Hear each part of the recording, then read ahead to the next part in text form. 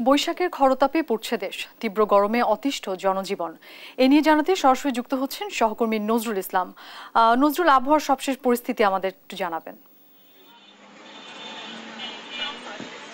অরিন, আপনি যেমনটা বলছিলেন, আপনি জানেন যে সারা দেশের মতন গাজীপুরেও কিন্তু আপনার তাপদ্রহে কিন্তু আপনার মানুষ জনজীবন অতিষ্ঠ হয়ে উঠছে এবং সারা দেশের মতো গাজীপুরেও কিন্তু সাধারণ যে মানুষ সেটা কিন্তু আমি যে গুরুত্বপূর্ণ একটি রাস্তায় দাঁড়িয়ে আছি, রাজবাড়ী সড়ক, এখানে কিন্তু সকাল থেকেই আমরা লোক সমাগম কম দেখছি। অর্থাৎ এই তাপদাহের কারণে কিন্তু ঘর থেকে সাধারণ মানুষও বেরোচ্ছেন না।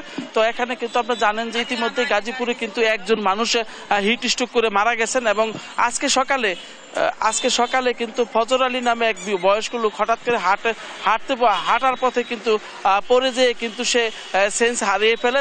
তাকে উদ্ধার করে কিন্তু তাকে মাথায় পানি দিয়ে কিন্তু তাকে সুস্থ করা হয়েছে।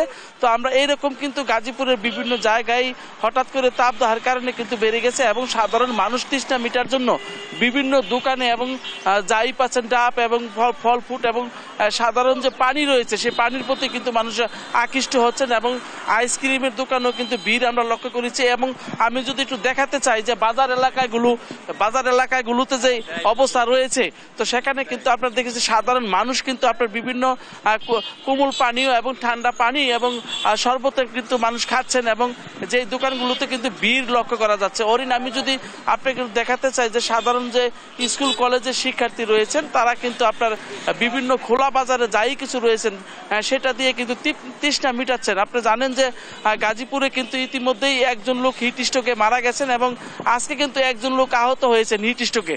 আহত হওয়ার পর কিন্তু তাকে উদ্ধার করে কিন্তু প্রাথমিক চিকিৎসা দেওয়া হয়েছে।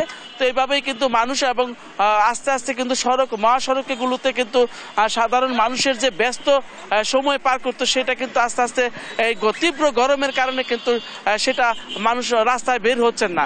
তো এখানে কিন্তু আমি যে ব্যস্ত একটি জায়গায়, এখানে কিন্তু দীর্ঘ সময় যানজট লেগেই থাকে। এখানে কিন্তু আপনার দেখছেন যে মানুষ কিন্তু শূন্য হয়ে আছে। তো পাশাপাশি বিভিন্ন সড়কগুলোতেও কিন্তু আমরা দেখেছি যে এখানে আপনার বিভিন্ন সড়কগুলোতে কিন্তু লোক সমাগম কমতে শুরু করছে, ফাঁকা হয়ে আছে। তো এতই তীব্র যে সড়কের কিন্তু আপনার পিচ গলে উঠে যাচ্ছে, এরকমটাই হচ্ছে। তো তীব্র এই গরমে কিন্তু মানুষের বিপর্যস্ত হয়ে পড়েছে। সাধারণ যে খেটে খাওয়া মানুষ তারা কিন্তু আপনার বিপর্যস্ত হয়ে পড়েছে এবং তারা কিন্তু রাস্তার পাশে এবং যেখানেই ছায়া পাচ্ছেন সেখানেই কিন্তু একটু বসে শরীরকে শান্ত করার চেষ্টা করছেন এবং ঠান্ডা করার চেষ্টা করছেন। পাশাপাশি সবগুলো জায়গাতে আমরা দেখেছি যে তীব্র গরমে সাধারণ মানুষ কিন্তু অতিষ্ঠ হয়ে আছে।